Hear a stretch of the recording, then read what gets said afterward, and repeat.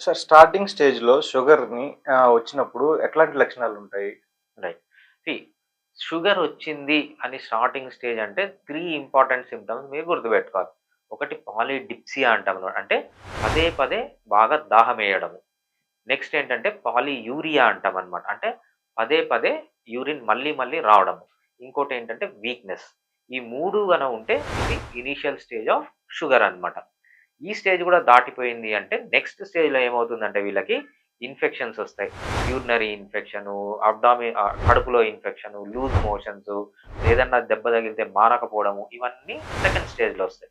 Third స్టేజ్‌లో ఏంటంటే nerves attack అయితాయనమాట. అంటే కాళ్ళన్నీ మంటలు పెట్టడము, అరికాళ్ళు మంటలు పెట్టడము, కిడ్నీలు డ్యామేజ్ కావడము, రెటీనా అంటే కళ్ళు పోవడము ఇవన్నీ థర్డ్ స్టేజ్‌లో ఉంటాయన్నమాట.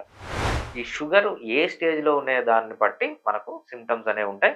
మీకు షుగర్ ఏ స్టేజ్‌లో ఉన్నా గూడా హోమియోపతిలో చాలా మంచి ట్రీట్మెంట్ ఉంది. మీకు పర్మనెంట్‌గా షుగర్ తగ్గించుకోవాలి. సో, ఈ మెడిసిన్స్ నుంచి అంతా బయటికి రావాలి. మీరు ముందు ఎలా ఉన్నారంటే అలా ఎళ్ళాలంటే వెంటనే నన్ను కన్సల్ట్ అయ్యి ట్రీట్మెంట్ స్టార్ట్ చేయండి. నేను కొన్ని మీకు లైఫ్ స్టైల్‌లో చేంజెస్ చెప్తాను. డైట్‌లో చేంజెస్ చెప్తాను. దాంతో పాటు మీరు హోమియోపతి మెడిసిన్స్ వాడితే ఎటువంటి వాళ్ళకైనా షుగర్ అనేది రివర్స్ అవుతుంది.